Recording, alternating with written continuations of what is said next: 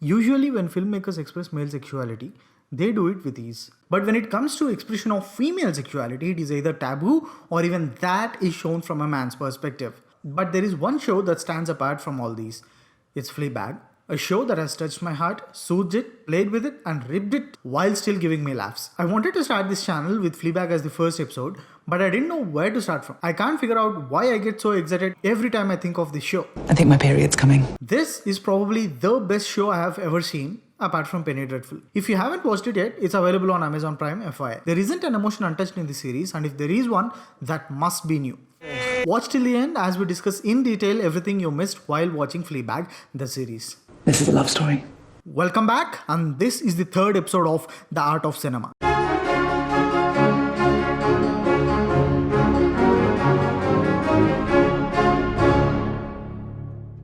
The way you are introduced to Fleabag, that itself puts you on an edge.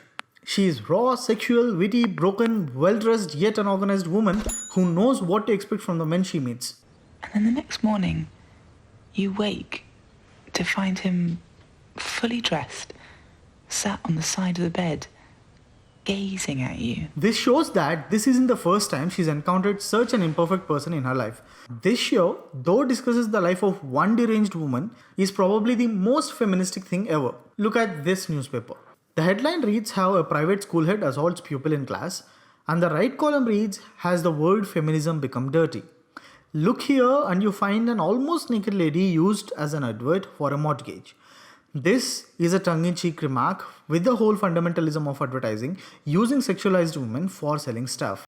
And at the same time, the irony of projecting feminism becoming dirty in the very newspaper is to simply point out the double standards. The scene where Fleabag is getting off to a speech by Obama, it's funny how she guesses that Obama was talking about Iraq. but in reality he was talking about democracy. That's sarcasm on the hypocrisy behind it. I wonder if she'd have done the same had it been Donald Trump.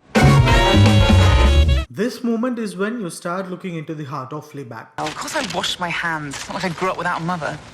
She's so lonely that she asks a strange drunk woman to go home with her who thinks that Fleabag's a guy. She asks another stranger to go for a drink with her. She doesn't like the date with the rodent guy. Observe how she thinks her sister is about to hit her when she was coming in for a hug. This explains their entire relationship and probably even childhood. All this loneliness comes from the inexistence of Boo, the best friend. Business was bad even back when Boo was alive, but she had someone to sit and chat in those dark times. Fleabag, like most people, is insecure of her looks. This is hinted at multiple occasions. Please raise your hands if you would trade 5 years of your life for the so-called perfect body.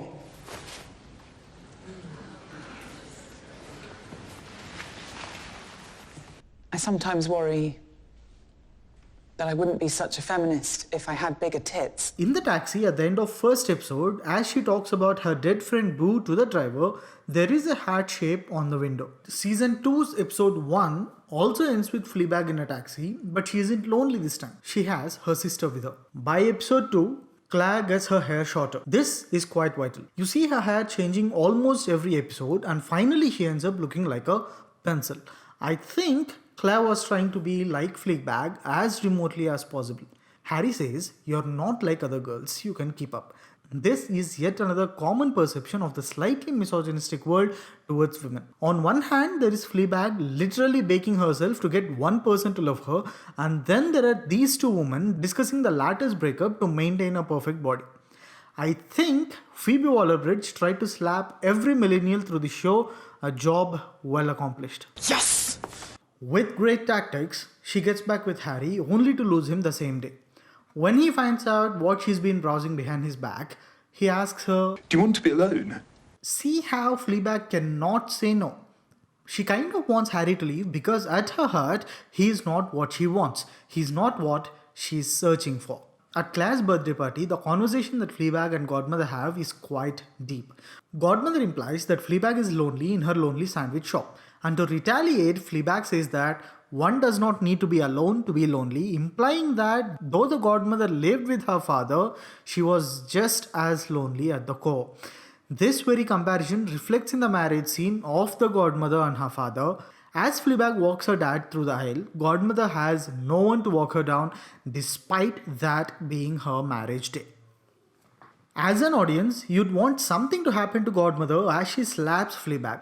As a writer, if I had written this show, I'd definitely show some physical hurt to Godmother to satisfy the need of the audience. But Phoebe Waller-Bridge stands such a unique writer that she ignores the viewer's needs and writes what could be the reality of someone like Fleabag. She'd be a helpless loner. We all have or had a person like Godmother in our lives. May not be related, but someone we are tortured by. How many of us extracted revenge on them? For me, just this scene of making Godmother realize her loneliness with this walk was satisfying enough. This is something that many women in our society face. A guy, a married to her own sister guy in this scenario tries to kiss her after throwing 2 or 3 inappropriate lines at her. He accepts her to cheer to those. The repulsive reaction that Fleabag has, many people, both men and women, who have been sexually misbehaved at, have had the same reaction. And he had the audacity to tell her this. You're an asshole. Generally, when Fleabag breaks the fourth wall, it is to tell her story. But just this once, she is rather looking at sex offenders with disgust. I especially loved the retreat episode. Yes? The women group who have come to the retreat are asked not to talk, Women don't speak. whereas men are asked to vent out their hatred for women. A woman is literally stung by a wasp, but she is not allowed to express that pain out loud. In the men's group, they have feminine models that they can vent out their frustrations at. Whereas these women are to stay calm, groom the garden, sweep the floors, and do the chores. This metaphor is so beautiful, it died underappreciated. I wish more people watched Fleabag. Fleabag implies that the doctor would want to check for her sister's lumps to her because of the size of her breasts. This comes from the ages of degrading done to her body. Probably the second best gentleman in the entire series after the priest, the doctor says, Look, I check for cancerous lumps in mammary glands. Now, any pleasure I derive from that is entirely dependent upon whether or not I am about to save your life. he is the only one who calls them mammary glands, just another body part he needs to treat than using the common sexualized names. Everyone is thrilled by the speech given by Godmother at the exhibition. After all, sex got us all here. Sex brings life. But it is opposite for Fleabag. It has brought death in her life and to her best friend nonetheless. And that's what this show is really about. It's about power. This is Godmother saying that to Fleabag. Her entire show has never been about woman empowerment or anything that adds value to the world. It is to keep her show going and exert power over the people around her, especially Fleabag. Asshole guy says he loves someone else after leading her on. Name well given. Do you still wank about me sometimes? But it's exactly the opposite of that. This is more of a do you still think about me sometimes? The entire part of this exhibition is to say how everyone's got a partner except her. Harry, her ex, got a new boyfriend. The household guy who's been leading her on got a different lover. The godmother has her father. Her own sister seems to be happy with her husband despite the fact that he tried to kiss her. Claire, you have to believe me. How can I believe you? Because I'm your sister. After what you did to Boo? She can't hide from her audience. She can't hide from her guilt. Many people speculated that the fourth wall was her looking at Boo. Sure, could be sometimes, but there's not just Boo. There's also many others. Notice how she says they're always there and not she's always there. They're always there. They're always there. The Here to Help label is put on Fleabag in this exhibition. This is to say how in a sex-crazed world, everybody got somebody despite the cheating, loathing, misogyny and whatnot. But she's the only loner who's nothing but a helping hand to all these happy people. Fed up with her status, she rebels, gets out of this exhibition and gets the loan that she's been trying for to lead a different life. Apart from the priest, he's the only person she opens up to about how she actually feels. Despite her father, godmother, sister and others, how an ex-misogynist is her only source to open up is thinkable. After the big show at the end of season 1, she's changed a lot. Remember in our childhoods, we used to run after butterflies and ice cream trucks? We don't do that anymore because adulthood has beaten us down. A burden sits on our shoulders as an angel that has come to reap us to death. We've all grown up from being naughty and silly to... It doesn't matter.